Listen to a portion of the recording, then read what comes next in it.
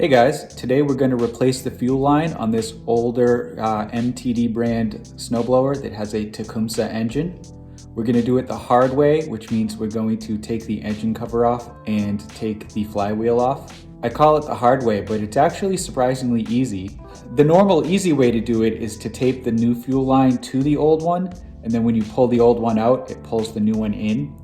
But the clamps holding the fuel line in place are pretty tight, so I don't think that's going to work for me. Plus, I could not find the 7/16 inch fuel line, so I had to get 1/2 inch, which is a little bit thicker, which means it's even more snug in there. So that's not going to work. So we're going to do it the hard way instead. And like I said, the hard way isn't that hard. It's actually pretty easy to do. So let's get to it. Okay, before I take the snowblower inside, I'm going to drain all the gas out of the gas tank.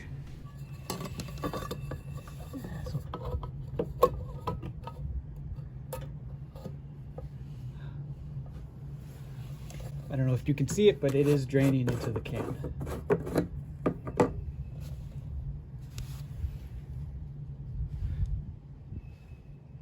Okay, I'm going to start by taking off the gas tank. There's 2 bolts on the top that screw directly into the plastic, and then the bottom of the tank kind of hooks onto a metal bracket on the side of the engine. So once you undo these bolts, it will come right out, and then you just pull off the fuel line at the bottom, and the tank just lifts away.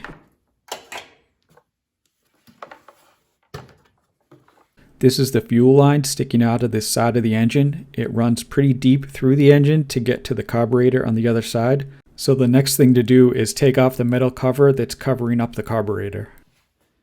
I'm spraying on a little WD-40 to hopefully help prevent the bolts from snapping.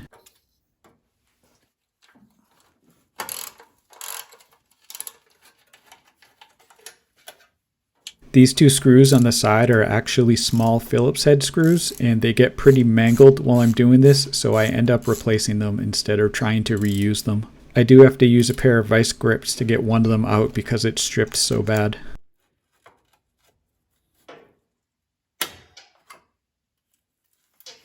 Alright, that worked.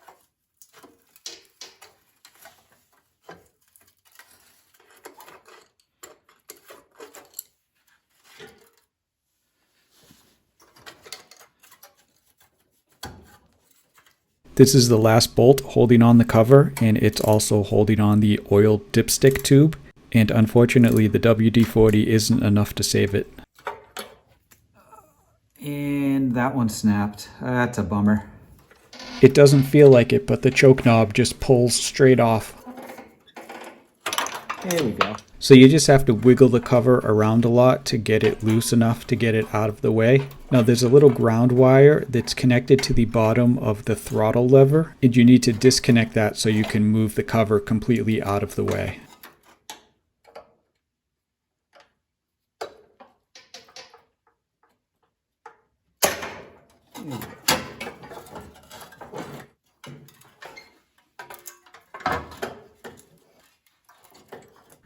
All right, the fuel line is behind the carburetor, which is right here.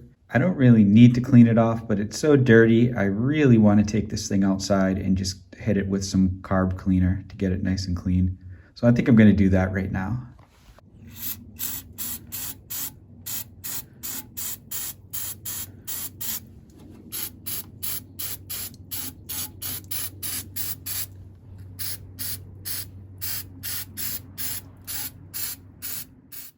Now I'm going to work on the rear engine cover that covers up the flywheel, but first I'm going to remove the bracket that holds the fuel tank on with its 2 bolts, and then there's 2 bolts on top of the cover, and then there's 1 bolt on each side of the bottom of the cover.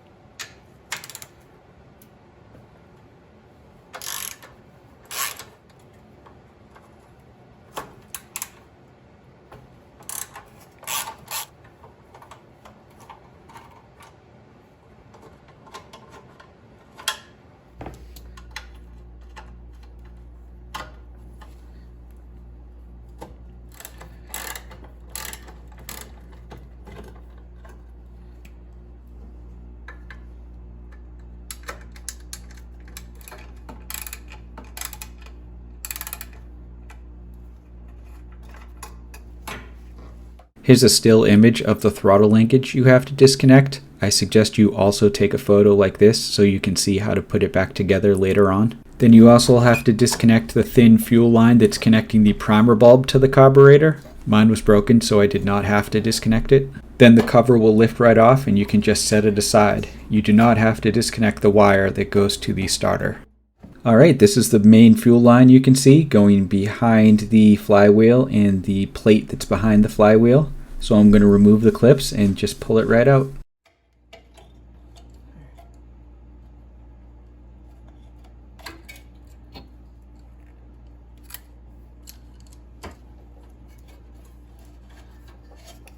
Here we go. The fuel line is actually in two separate pieces. The long piece goes from the carburetor to the fuel shutoff, and then the really short piece goes from the fuel shutoff into the gas tank. So now I'm going to take the new fuel line and I'm going to cut new pieces that are the same length as the old ones. Fuel line like this is actually hard to deal with. It's difficult to get it on and off all the different fittings and connectors. And I've edited all that out, so it looks like I'm working really quickly, but actually it takes a long time to assemble and disassemble. The original clamps on the fuel line started to break when I was putting them on and off, so I bought a pack of new ones that bolt on, and these should work really good.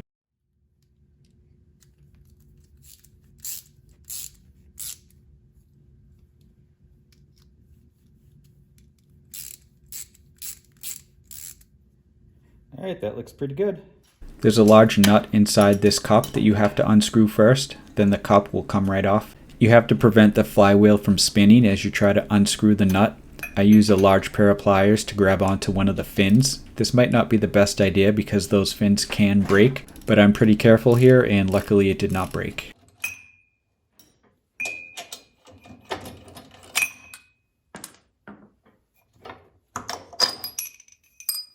Okay, the nut you just took off, now you have to put it back on so you have something to tap against.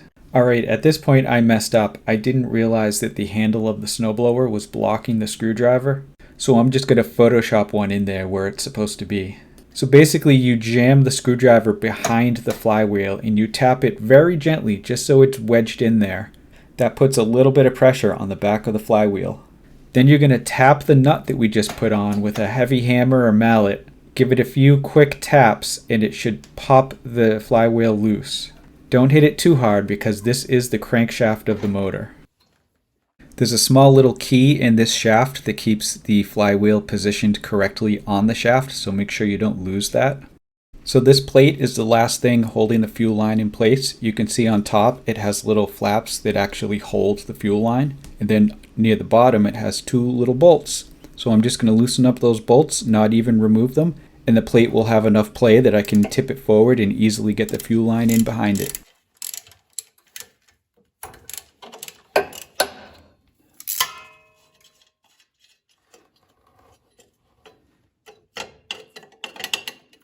Alright, now you can slide the new fuel line right in. With this thicker fuel line, it would be almost impossible to do this any other way.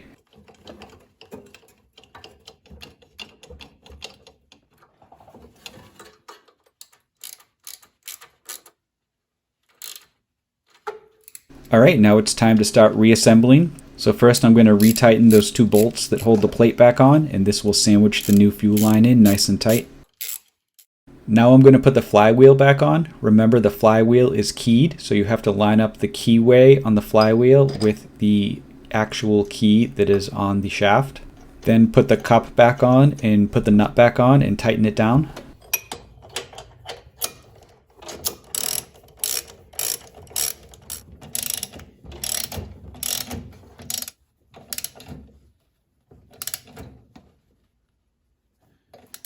I made another camera mistake. You can't really see what I'm doing here, but I'm pulling the old primer line off of the back of the primer bulb, and then I'm using some small diameter fuel line to replace it with. That's the orange line you can sort of see. I cut it a lot longer than I need, and I'm going to fine tune the length later on when I attach it to the carburetor.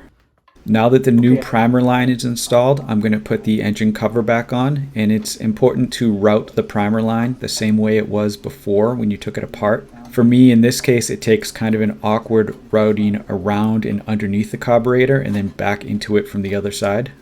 Now when you're putting the cover on, make sure the throttle linkage is oriented in the right way. You can see a little part of the lever is pointing downward on mine when it actually should be pointing upward, and this will save you from having to take the cover back off and put it on a second time.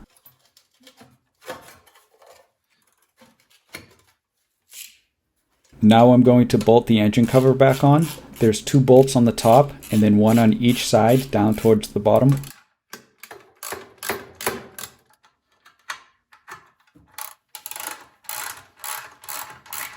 Now I'm squeezing the primer bulb just to make sure air is coming out of it, and it is. Then I'm going to trim the line a little bit because it's a little too long, and then I'm going to slide it onto the carburetor. Now you need to reconnect the throttle linkage to the throttle lever itself. You want to reference the picture you took earlier to make sure you configure it in the right way. You can see my linkage got a little bent when I disconnected it, so once I put it in there, I'm going to bend it back so it's straight again.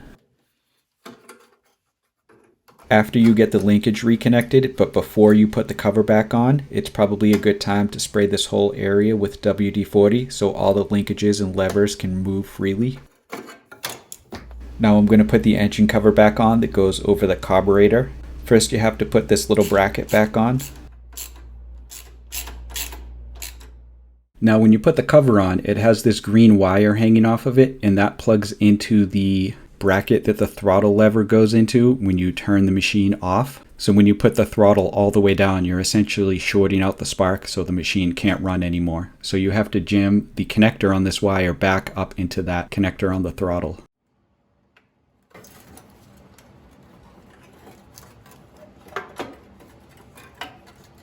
To bolt this cover down, there's 2 Phillips head screws on the front.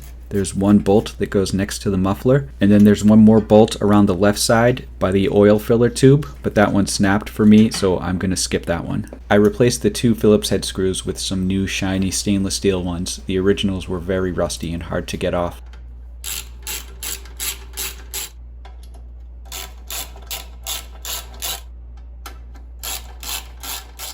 The choke knob just snaps right back on, and the key just slides right into the keyhole. I don't know why these keys exist, but every machine has them. The mounting bracket for the fuel tank bolts on real easy with 2 bolts.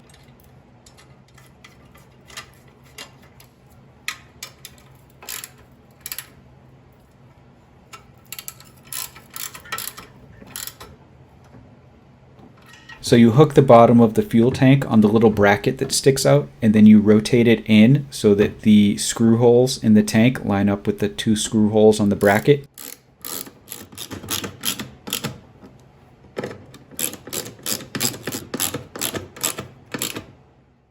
These 2 screws screw directly into the plastic gas tank, so don't over tighten them because that will ruin the tank. Now we're going to reconnect the fuel line to the fuel tank, and we're going to start by putting the last 2 clamps on the short piece of the fuel line. The space is a little tight, and this thicker fuel line doesn't like to stretch as easy, so just keep working it on there and eventually it will get there. If you have a heat gun and you can heat up the fuel line, that might help you get it on a little easier. If your machine is really old like this, be careful not to crack the fuel tank pushing too hard. Alright, now we just need to tighten up the last 2 fuel line clamps.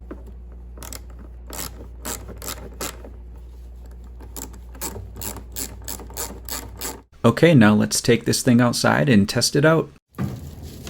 If you did this job during an oil change, make sure to put the new oil back in before you try to start the machine up.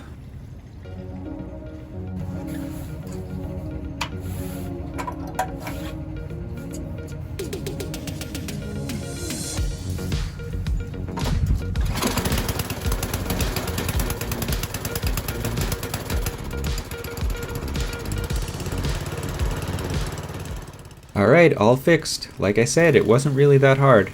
I tried to slide the new fuel line in without taking it all apart before I made this video, and there was no way it was going to work for me. But taking off the flywheel was a lot easier than I expected it to be. So if you liked this video and you found it helpful, make sure to like and subscribe. See you guys later.